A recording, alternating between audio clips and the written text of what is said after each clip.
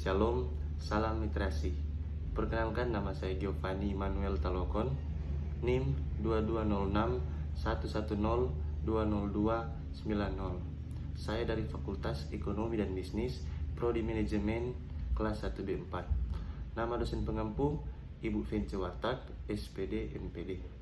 Saat ini saya akan mempresentasikan tentang bahasa yang lugas dalam genre makro. Nah, apa itu bahasa yang lugas? Bahasa yang lugas adalah bahasa yang langsung menunjuk pada apa yang kita bicarakan. Dalam kalimat-kalimat yang disusun tidak menimbulkan makna ganda. Contohnya, Koko adalah murid paling pintar di kelasnya. Contoh kata yang tidak memiliki makna ganda di kalimat tadi yaitu adalah kata pintar.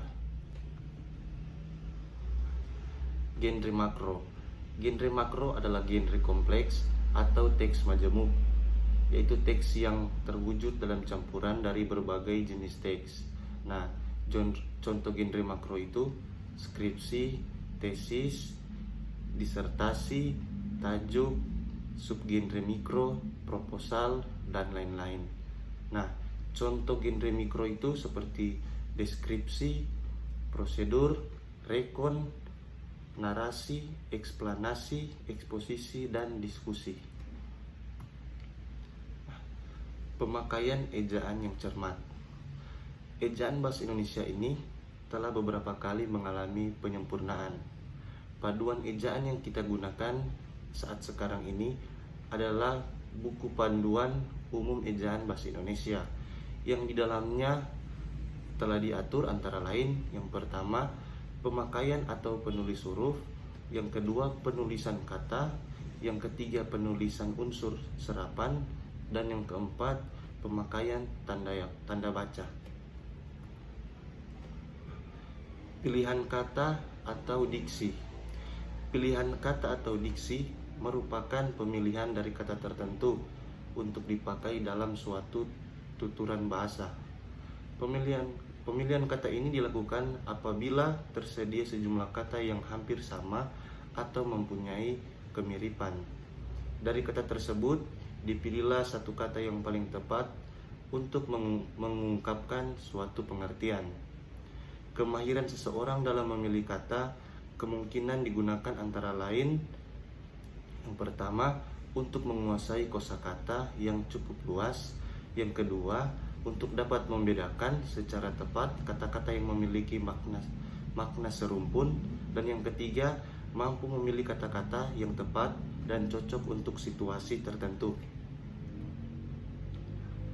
Kalimat efektif.